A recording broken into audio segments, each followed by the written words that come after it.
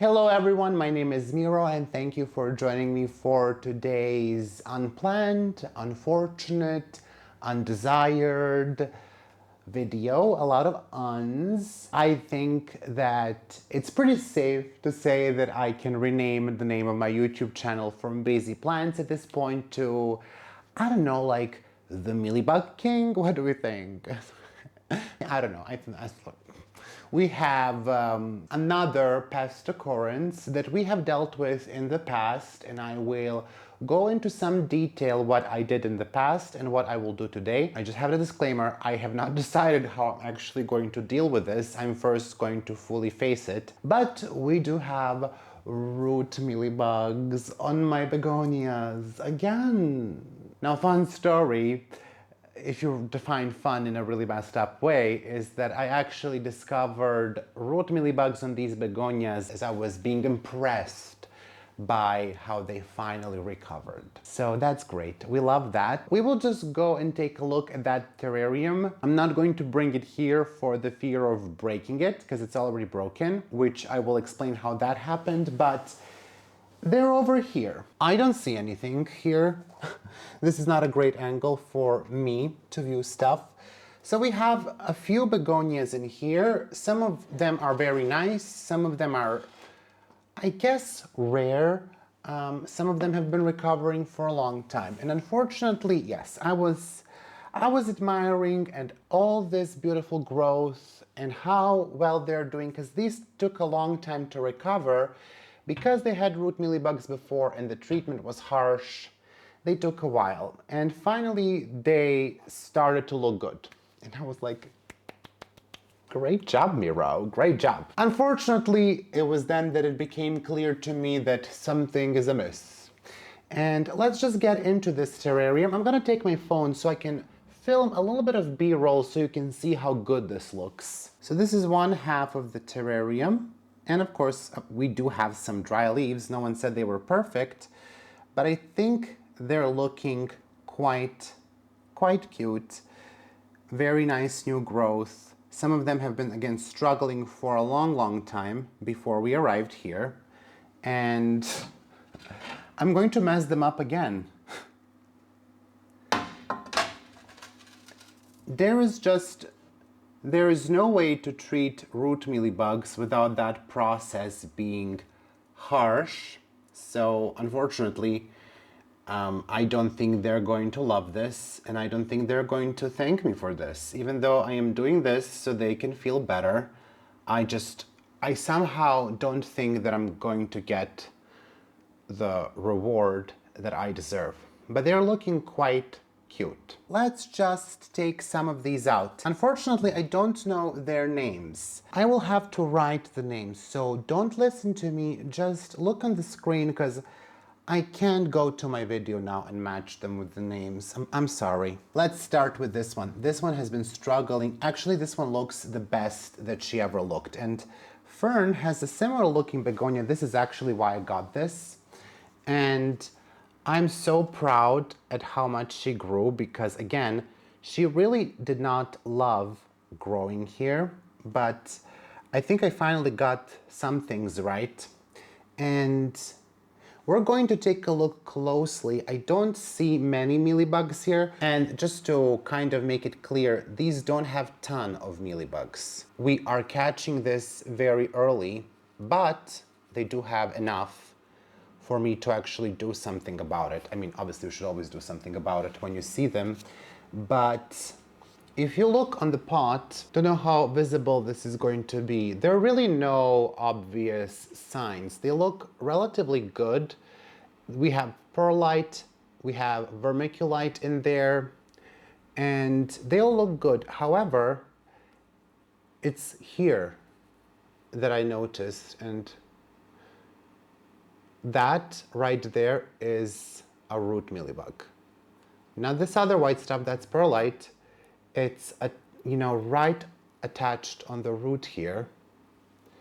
I have no idea if this is visible. I will try to zoom in if at all possible, but those are root mealybugs. Now on the bottom of the pot, I don't actually see that many or any at all. but we will unpot and check this. So this one is quite mild, but there is some, which does make me happy because this is a very beautiful begonia. I just love these leaves. It's not the same that Fern has. She has something else that's much prettier. No offense to you, honey. Mwah, love you. But it is prettier. Let's be real. So that one is not concerning. I assume we will get concerned pretty quickly. Now, I have several of these. I think this is called Wanda, but I could be mistaken. Now, with this one, we start to see a little bit more. First of all, she's looking very cute. I love this begonia. I think she looks very nice. I don't know why she took so long to recover. I don't think this is specifically a terrarium begonia, but you know, I also don't really have where to put them, and it makes it much easier for me to take care of them when I don't have root mealybugs, when they are in a terrarium. Now here we see more. Still not as concerning as things can be. Let's just see on the bottom. I don't see much, but let me just show you in this one. And Hoya people, better watch this because this is gonna help you identify on Hoya. This is a root mealybug. This white thing. There we go. The rest is perlite. Here we start to see more. For whatever reason, in this section, we start to see a little bit more. There is another one moving here. Obviously you can distinguish them. I don't think you're gonna be able to see, but there is like a small one moving. Oh, there's another one moving. We're so lucky we have live ones. So I hope I will be able to see this in editing, but there is stuff moving here, which also tells you it's not perlite. Perlite does not move. Mold also does not move nor miggle. Is it miggle? Mingle? Wiggle? What am I trying to say? So this one has more, which is great. The third one, they seem to have surfaced to the top, which at all is not making me happy. We do seem to have on the top a sign, this film that the root mealybugs leave. The thing about root mealybugs, we often think that it's enough to just cut off the roots and restart the plant, but that's not it. It's not enough. It is not enough. They can travel, especially in high humidity, they can and absolutely will travel up the stem. How do I know? I've experienced it. I've lived it. Yeah.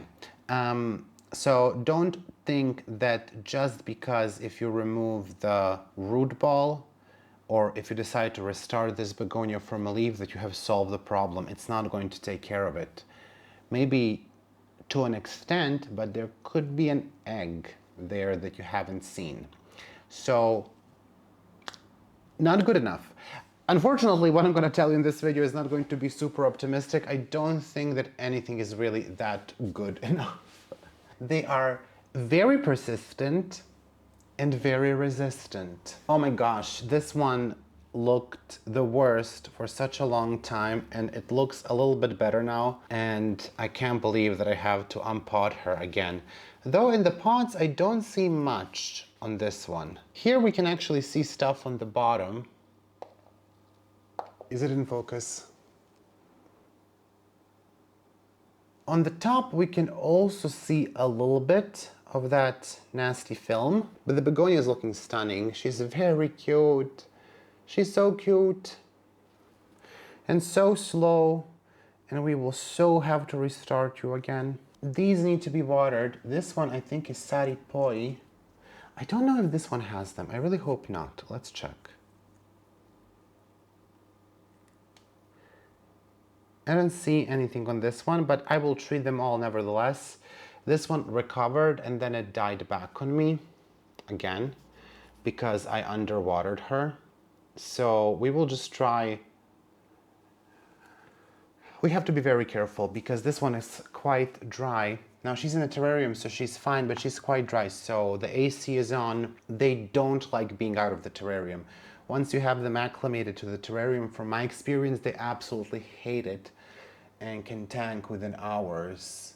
when you take them out, which is obviously not amazing trait. We don't love that for them. This one, I also don't see much. I do see something, but again, because she's dry, I'm not just gonna go into this. This one is beautiful, took hell of a lot to recover. So I hope that I can just keep her going. This is, I think, Breviromosa, and unfortunately, this one almost died from the last treatment, and she barely recovered now, and now I have to treat her again, which is always beautiful. I just rerouted her. I'm unsure what this is, but I'm gonna zoom in and show you. Do we see the white small thing on the stem? I'm going to inspect that. I do believe those were the eggs of some sort, which is absolutely lovely. I was really hoping that this one that barely recovered has issues again. Was really my goal. Stay optimistic, always stay optimistic. Oh, this is an ugly one. It's not supposed to be ugly, but it's ugly here for whatever reason. It's getting a little bit better, but I think she wants more light. Now this one I actually might cut, because we just have a lot of stuff going on here. I don't know. This should be much more compact, I think, but I do love the leaves. Very, very beautiful leaves. We are going to make sure that we completely coat them with the treatment. Oh, Jezus Maria. Hungarians will know. Jezus Maria, mias. Sometimes I will slip into that, even though it's not my native language, but you know, it's Serbian, but you do not want me slipping into that. So we have stuff here. Okay, girl is infested. I want to take my eye out. I don't even have to show you. Like you can see right there around that clump of roots. Hello, it's root mealybugs. It's not mold, it's not perlite. You can sort of see how there is this film also up against the pot, which is also really a sign of root mealybug infestation. So things are not great. There is no point in me, if someone says you're touching the rest of them, honeys, they have all been here, they have all shared this. At this point, they all probably will have something. Unfortunately, this one was also recovered and restarted and has grown a lot. I actually can't believe how much this has grown. And we have a flower here. Great, gorgeous. I do love this one quite a lot. I have way too many. I can't restart this. I will absolutely shoot myself if I have to root this again, because I have already way too many. I will open a nursery of these. I don't know if I see root mealybugs here. I don't know, maybe I will cut this one because that might be the quickest. Because this one is probably not gonna take it well. She's not the type of begonia that takes stuff well. So we might just propagate this into several plants. I actually did want to try this out of a terrarium in a self-watering pot and see how it goes. I always forget the name, but you will have it written on the screen. It's a very pretty one. It's just that it can be a little bit annoying. Now this one is, I think, an African begonia, which again might not really need to be in a terrarium. Now here, I don't see much. I see a couple of signs of root mealybugs here too. So definitely they're present.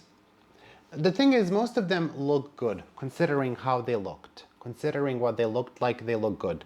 I think this one would like a little bit more light, but we are not in a position to cater to the needs of specific begonia, because we have this, right? So they're the same distance. I think it's Scapigera, this one. Or maybe it's the other one. Maybe this one is Scapigera. I don't know. Maybe none of them are. It doesn't matter. Very cute one. I really, really love this one. Very firm leaves, beautiful, but unfortunately infested. I can't remember if it bloomed. I think it's supposed to bloom yellow. which is quite interesting. And the stem is nice, but again, we can see that this is looking leggy. And at this point, I think that's the least of our concerns. Now, this one is a repeat of what we have seen, slightly smaller than this, slightly smaller, and nevertheless, root mealybugs are present. So I'm just not gonna go into that way too much. I think we have another one of those, the smallest. We have a couple of more to get through, and then a Gesneriad. This one I did want to restart because it started to look ugly. It's flowering again. It's blanchy mottled, or blanky. Oh, this is a great example. Great example of a root mealybug going up. Here it is. It's still close to the potting mix, but right here, she's going up. They are not going to stay below the soil level, unfortunately. So we have to treat the entire plant with some sort of solution, whether that be Castile soap, which is insecticidal soap, whether it be azadirachtin, or I think I'm gonna go for pyrethrin for these. I'm not even looking for mealybugs at this point. I see some on the bottom roots. So it's, you know, at this point, useless to even stop and like, are there not? There are. And this is a wonderful, wonderful Gesneriad. I thought this was going to croak for sure. This plant is just so cute. Look how freaking fuzzy that is. It's ridiculous. This is from South America, I believe. And does she have root mealybugs? She does, for sure. Yep, quite a lot. Quite a lot. Which is super, super, super unfortunate. This is probably one of the favorite plants in my collection. People also say that it reminds them of that, is it a Pilea Moon Valley? But it's not Moon Valley. Again, it's a Gesneriad. Just stunning Gesneriad. I think I have to take a photo of this before I absolutely F it up. Look at that. Look at this leaf. It is unreal. It's unreal. Unrealness. Oh, por qué, Dios mío, por qué? She thrives in the humidity, and I finally got the light correct for this one, and I'm just so sad. This is making me so, so sad. So what had happened? This terrarium has been on essentially a version of this shelf that was my desk. You saw it in plenty of my videos. It was here. And I had Epicea in here and a couple of begonias. It was my pink section, which is gone. Those plants, RIP. Actually, rest in agony, because F you. Anyway, they got root mealybugs, and there were root mealybugs across the terrarium. And on the aerial roots of the Epicea, I treated all of them. Unfortunately, this is why I'm not going to use hydrogen peroxide, because I used hydrogen peroxide on them and those plants croaked. So we're not using hydrogen peroxide this time, even though I used it in the past, particularly on Hoya and orchids, but those Epiceas couldn't handle it, and for some reason Begonias neither. Even though some of those begonias were previously treated in a dilution of hydrogen peroxide and water, which I used again, but this time, for whatever reason, it failed and they croaked. So we're not going to use hydrogen peroxide. Instead, I think I'm going to go with pyrethrins, remove the mix, etc., but we're going to get to that. So this had root mealybugs, right? I think at this point, most of the begonias had root mealybugs. It seems to be quite an issue, and they seem to arrive with root mealybugs, but in any case, I was like, what do I do? So I took this to my bathtub, filled it with super hot water, I added bleach, I let it sit there, and I also the lids, everything was filled. I thought that was gonna be enough. I also, after that, I think it was sitting with bleach for like an hour at least, so water plus bleach, and I honestly didn't look at the exact dilution of bleach. I just sort of went in there with bleach, It wasn't half and half, okay? It wasn't that strong. It wasn't that strong, but it was stronger than what typically is recommended, because I was like, let's go nuclear. And after that, I emptied this and I scrubbed it using dish soap and like a brush, also super hot water. And I was like, okay, it's clean. But I wasn't done. Then I took those citrus wipes, I wiped it and I cleaned it with a windows cleaner or window cleaner. And I was like, okay, for sure we're done. And I left it empty for a couple of months. This was empty. I thought I was gonna cut it, but apparently not. I do think some mealybugs were maybe left in the terrarium. I don't know. I thought I did a really good job. The issue is all of these begonias that you have seen, no new have been introduced. I have not bought a begonia in a moment. I'm actually in a need of a begonia. These all have been to an extent affected before. So have these above. I haven't seen anything here, but we are going to check when I cut off my arms, regrow new ones, because we have touched the mealy begonias. But anyway, I treated all of these with Confidor. Confidor is a systemic insecticide, which I don't recommend you to use because it doesn't smell great, number one. Number two, super toxic. I am using it for houseplants. It's banned in most places. I think in Australia they still have it and recommend it, probably in the US. But in most of Europe, Confidor is forbidden. And I think imidacloprid is the active ingredient.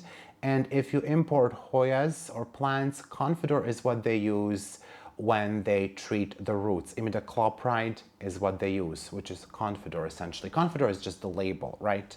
So this is a pretty heavy stuff. I mean, if you imported plants, you know when they arrive, they typically don't look great, and this can really affect a lot of them, especially their roots.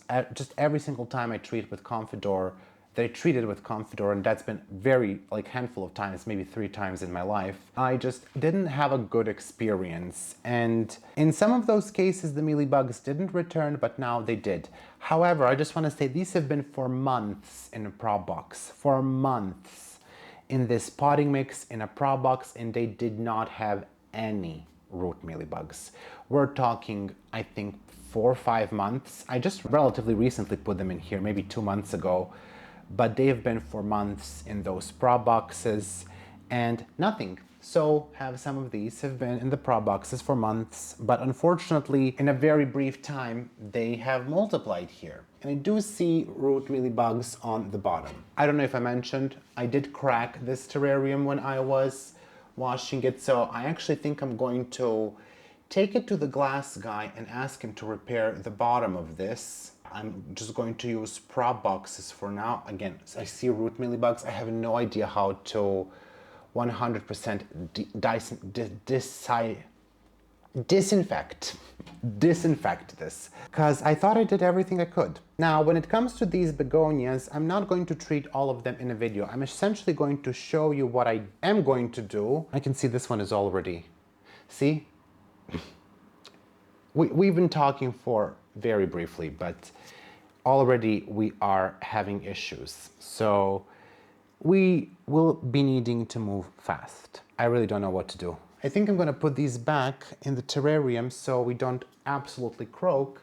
We're gonna start with this one and then move from that one onwards. Pyrethrins are not going to work long term. I don't think that they're going to, if Confidor didn't, it's very unlikely that pyrethrins will. Neem oil, or sorry, not neem oil, azadirachtin, watering with azadirachtin or any type of root drench is not going to work either, because these are in a terrarium and they very rarely need to be watered. Typically about once a month or something like that. These seem to want a little bit more these days, but any root drench isn't gonna work. We're gonna do it now, but I think in a couple of months we may experience something. Diatomaceous earth, if you're going to mention that, will not work. It will only work when dry. When it gets wet, it's not going to work. You can read so many experiences, and I know you may think you have a great experience, but just go ahead and read. Plus it's difficult to find here, plus you can't inhale it. I mean, it can be, you know, I just don't want to work with it. I don't want to work with it. I don't really want to work with any systemics either. I don't want to work with anything. I just want these to be over. We are going to discuss more treatment options because there are a couple of more things, and those things work better on Hoyas than on Begonias. I think with Begonias, you're essentially, you know, in the toilet. You're in the toilet, and I will be waiting for you there. So let's get going. Okay, so we are back at our designated repotting desk, and we will begin with the Begonias. So let's just start with the most critical one, which is looking worse and worse by the minute. I am giving it some thought, and I am really thinking that I should cut this and just see how it goes, you know? It is super interesting that this got so floppy. Like, I can't even begin to tell you how floppy this is, and it's watered. So it's not really the lack of water. This is quite moist, but this is just like, see? See, this is the effect of Begonia being out of the terrarium, which she's used to, for 5 seconds. I will, I think, discard the roots here because we just have a lot of stuff. We just really have a lot. I don't really want to deal with that. I'm not in the mood. It's not the vibe. And these bottom leaves aren't looking pretty anyway. So I think I'm just going to chop it and prop it. I think somewhere right here,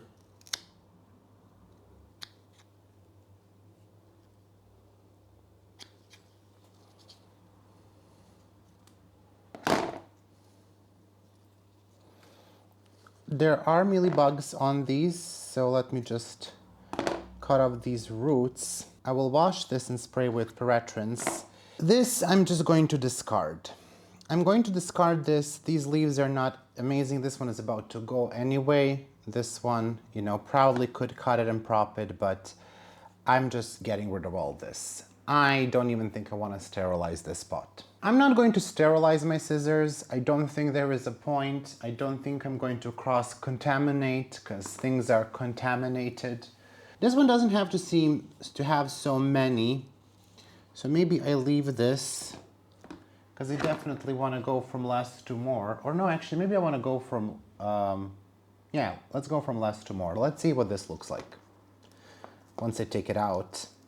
I will zoom you in because I want us to inspect the roots together. The only problem with my plan is that I don't know how you can see. I don't see much stuff here. On this side, I'm being a little bit careful now because, yeah, I don't see many or any. Let me just put alcohol on my hands. Just going to use the lighter on the scissors.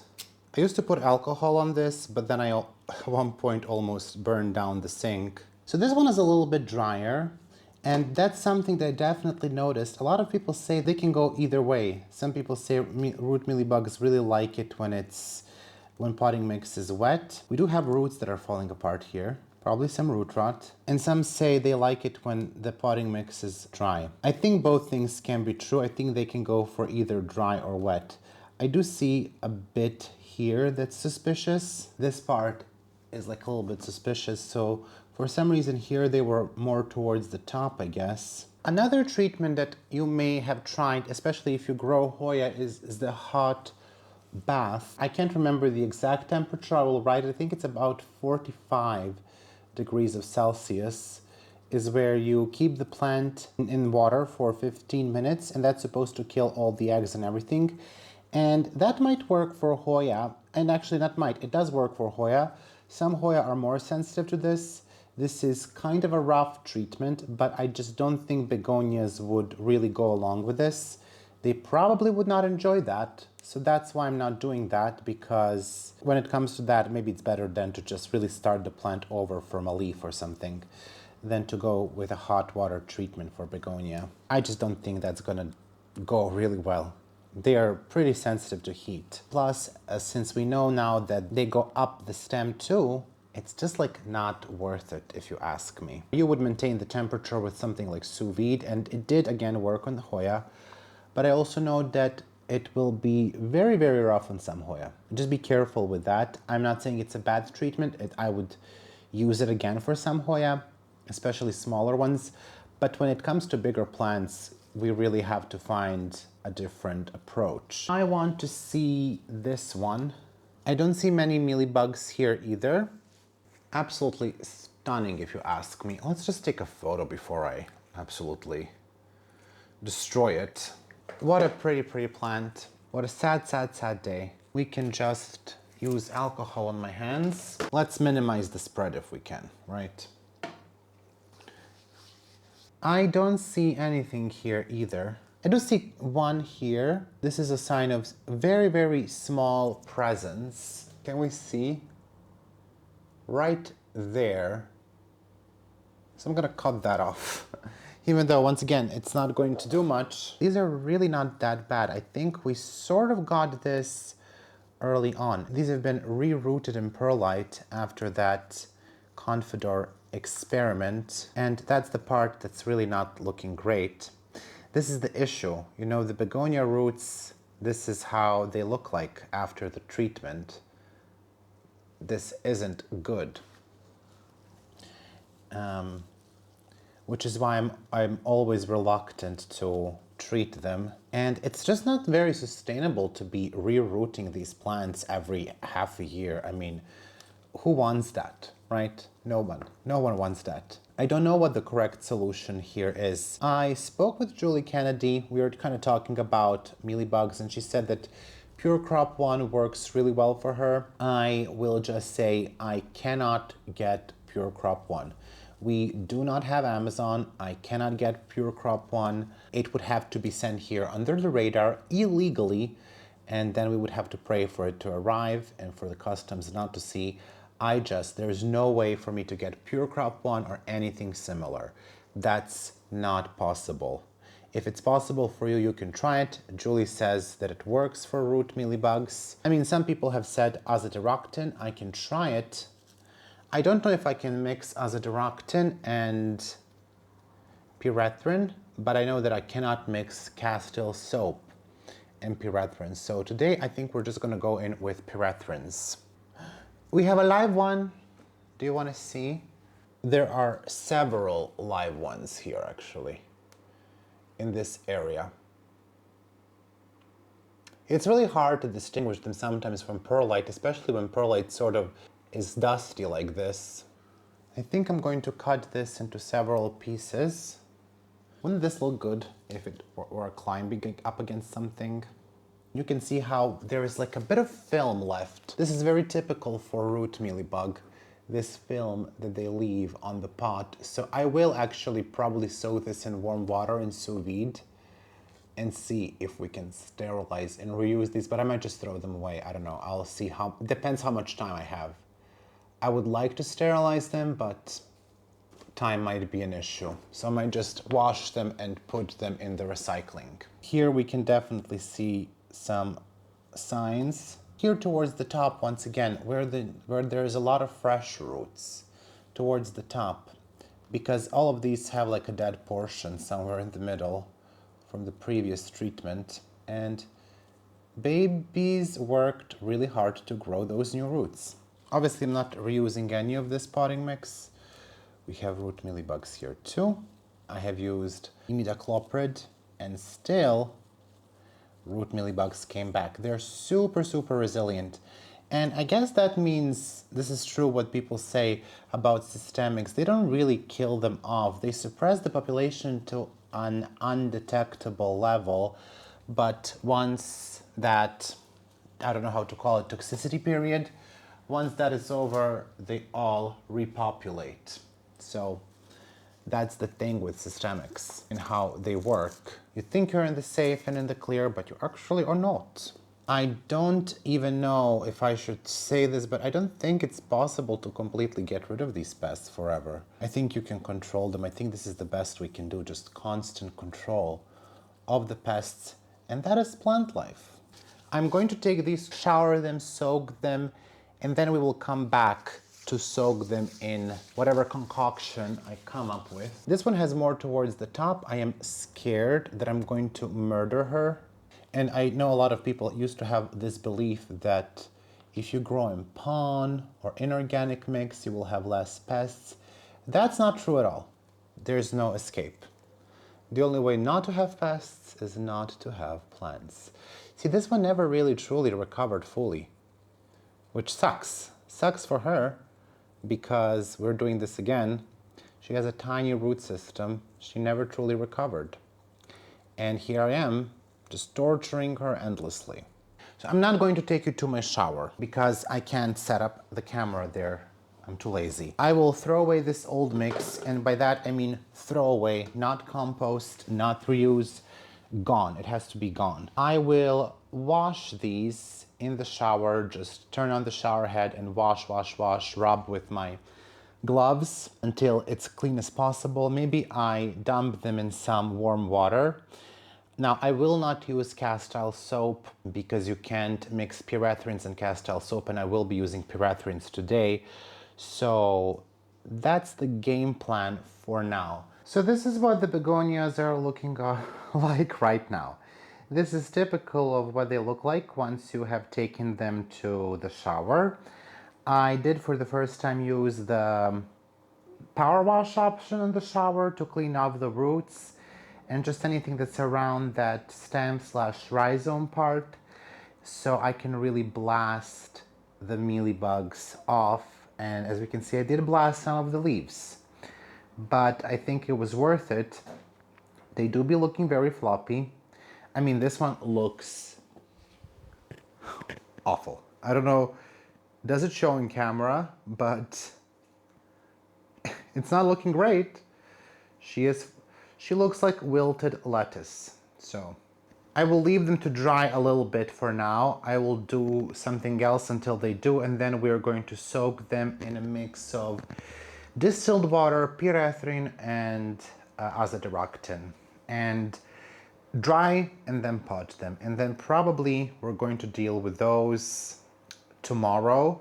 I don't think we will have enough time today because I have to also water these, and I also have to water the tent with the Hoya. Okay, so I'm back here with these two containers. Each has 2 liters of distilled water. This is not pH'd down, so this is probably around 7. I think that's what the pH of distilled water is. I'm not gonna check it. You should probably pH it down. And from all the reading that I did, it's really best not to use tap water because the pH is too high and it could interact with the efficiency of the insecticide. So I'm going to use nimbecidin, which is azadirachtin A+B, and this is weaker than the one in the US. So I did forget exactly how much I have to use, so I will just check that one more time, and I will mix that in with pyrethrin, and we will see how this goes. Piretro verde, so it's supposed to be pyrethrin. I'm going to once again see how much I'm supposed to. Here, I think it says 160 milliliters per 100 liter, so I think that's about maybe 3 to 4 milliliters per 2 liters, which does make sense. Of course, always read your label. So they say 40 mils per 10 liter of water, 0.4 concentration. So that's 4 milliliters per liter, so 8 we're supposed to use here. So anyway, I'm going to do that first. You're really supposed to put in, for whatever reason, this first and then water. Obviously, I didn't do that here, so we're just going to add it. I'm going to measure with my syringe. So that was 5 mils, and then here another 5, and I'm just gonna do 3 more here and 3 more here. So this is actually more than 10 milliliters. We're just gonna return the rest, and I will have to mix this in with something, and I'm just gonna check one more time. Instructions here are in German, but from what I see, it's 160 mils. So I think I'm gonna do like 4 mils per 2 liter. Both of these are supposed to be safe to use in a home. And really, pyrethrin is the strongest thing that you're supposed to use. This is also oily. How interesting. And I don't know, again, how this is going to work. Maybe the begonias are not going to love it because both of these are quite oily. They have, interestingly, quite a similar smell. So I should mix this in with something. Let's just do the syringe, right? I will just leave them for about 5 minutes. Now it's important, oh, I have a measure, so good that I used that. Anyway, back to this. It's important for you to understand that I'm doing this with this concoction for the first time, so I really don't know how it's going to work. But I'm just going to soak this. This one is super dry, and I might kill them all. I don't know. I really don't know. I'm hoping I'm not going to, but I might. Just be careful of that. Again, doing this absolutely for the first time. Make sure that everything is coated. This other batch, I'm going to put in the different one. So I'm just not going to super crowd them. I think 4 of them is enough. And again, I don't know, 5 minutes might be too much. Who knows? This should all really kill on contact. I don't think anything here really works as a systemic, so I might just give them a rinse in the regular water later. Yeah, it does make me a little bit scared. But every time I do these treatments, I'm like, you know what? Worst case scenario, I gained more space for more plants, right? Worst case scenario. None of these are super expensive, and I have a way of getting them to me again, so that's good. Obviously, if you're doing this with something that's super rare and you know it's sensitive, I would just make sure to take a cutting or something to have a backup, because again, this might end up being way too harsh. So I'm gonna let these sit, and we'll probably come back when I pot them. I'm going to do one more round. I have a couple of more plants. This should kill them on contact. It really should kill them on contact. Azadirachtin is anti-feedant, so it should stop feeding. It should mess up with their reproductive cycle. The eggs might not die. That's a problem, of course, but I hope that showering dislodged most of them anyway. So yeah, this is what we can do here. Unfortunately, my treatment didn't really go exactly as planned. As I mentioned before, I sort of expected something to go wrong. After all, these are begonias and they're quite sensitive. But you can see that some of these leaves do look terrible after the treatment, and this is only several hours after the treatment. So I soaked them in this mixture of azadirachtin and pyrethrin, and they spent about 5 minutes in that mixture, but I think maybe that was too much. Also, when I was done soaking them, I put them on that IKEA plastic mat. It's essentially for shoes, and I was hoping that would be enough to drain them, but perhaps it wasn't. I don't really know if something would have changed if I soaked them for less, number one, and if I put paper towels on that IKEA plastic mat and then the towel would soak up the excess oil, because both of these products are oily. So it seems to me that that oil somehow seeped into the leaf and sort of suffocated it. And I had this experience with Hoyas before too, when I sprayed them with something like paraffin oil. They also sort of suffocated. And you can see this is a couple of days later. They are in a prop box now, and the leaves are not looking amazing. I honestly expected them to look even worse, so this is not even that terrible, but yeah. This is why I decided to sort of stop, and I'm not going to use the same method for the other ones. I think I will just propagate that Gesneriad again. Hopefully no mealybugs will transfer, but for the rest of them, I think I will just try to wash the roots and not actually soak the leaves and see if that makes some difference. Maybe it will, maybe it won't. I will try to be a little bit more careful, and I will definitely try to soak it for less.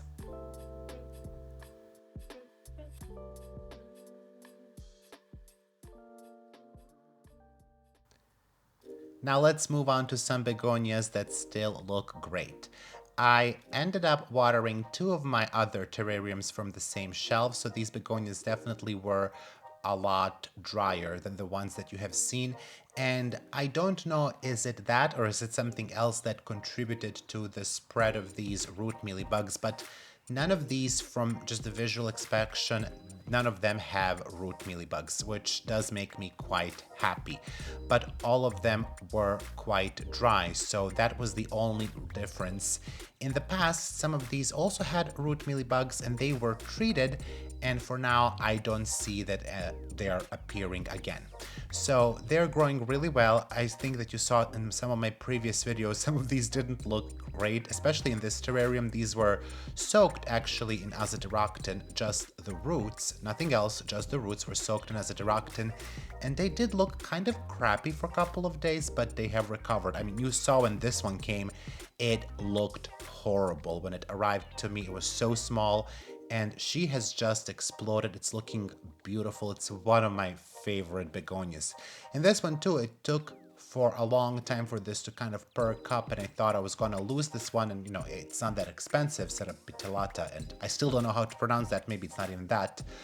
But now it's looking quite nice and it's very big. I think I'll have to propagate it soon because some of these are getting way too big for the terrariums. But you can see that there are no root mealybugs here. The white stuff that you see, all of that is perlite or perlite dust. There's no movement. And even now when I watered them, they're not super soaked like the ones in the lower terrarium. This one, it's looking so good. I don't like that some of the leaves are a little bit curled, but that's because she doesn't have enough space. So I think I need to take some of those bottom leaves off and try to propagate this plant. Maybe this one I will throw away because it's a yellow leaf, but the rest of them look quite good. And maybe I will even repot the mother plant. Mumtaz. Love it. I think this one is looking great. Again, some of the leaves are a little bit folded because of lack of space, so we do need to lighten up the terrariums a bit, which I hope to do in the next month.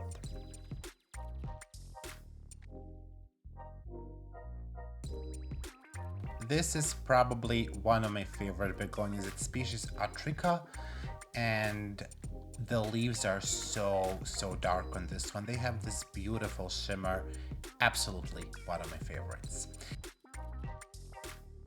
That is all for today. I hope that you enjoyed the video. Make sure to let me know what you did while watching this video, and let's all keep our fingers crossed that this is the last of the root mealybugs. I would like to take some time to thank all of my patrons for their incredible support. A massive shout out to my $5 patrons. My 2 anonymous patrons, Alex von Siebenthal and Margaret Moon, Andrea Cherish, Angela Bernard, Anna Malia, Anna P. Aspen Drake, Betsy Brett Noble, Catherine Molina, Connie Pagano, Daniela Danube Daniels, Daria W, Deanne Sikorsky, Edith W, Elena Saxon, Ellen, Farah Francis Wilkins, Gathering Moss, Gina Geisig, Grositz Kyle, Hannah Matlin, Hoji Scott, Into the Forest, Yana Griffin, Jen C, Jessica Chio, Jody D. Gomez, Jonas Barr, Hjorth Larson, Kara, Catherine P, Casey Gross, Kelso, Kimberly Polka, Christy Ehrlich, Elle Lindberg, Lee Mooney, Lucas Zerchevsky, Mandy Milliken, Marcel Har, Maria Zakova, Marina Yarmolich, Marty Miller, Melissa Walker, Michelle Heron, Mirka Grun Roos, MJW, Moa Edmond, Miss Seidenhar, Anna Nayli Yang, Nicole Maroney, Nangue, Nita Macy, Odette, PJ, Saig Sarah, Rachel Peterson, Rebecca C, Renee Church, Sharon Bones, Starla Von Lith, Suvi Kordekangas, Tessa Martins, Thomas Marsden, Tia B, Trista Bailey, Tristan Thomas, Van Eilian, Xenia Greenyouth of the Balmud, Zaira Rivera, Zlakov Niponi, and A Flower. A big thank you to my $3 patrons, Botany Benz, Kilone, Daryl Del Rosario, Eden Corlett, Holly Borner, Ivy, Joanna, KPZ, Lindsay Ann, Maria Isabel, Monica Wykers, Ringlob, Tangwatan Nisria Cool, VH, and www.myhoya.shop. And a thank you to my $1 patrons, Alice Borlin, Ann C, Brandon Pacheco, Couture Helvetica, Deepanjali Rao, Emilia Bronson, Jolie Sullivan, Julie Lafford, Kayla Vavra, Kelly Ash, Kelly Gallagher, Chris Perez, Lori Ann Subramaniam, Luzmin Fernandez, Mary Diamond, Mary Rose, Neely Spicer, Nerdy Kathy, Olivia Chin Mueller, Pacific Northwest Plant Lady, Pax Leidig, and Steph Fox.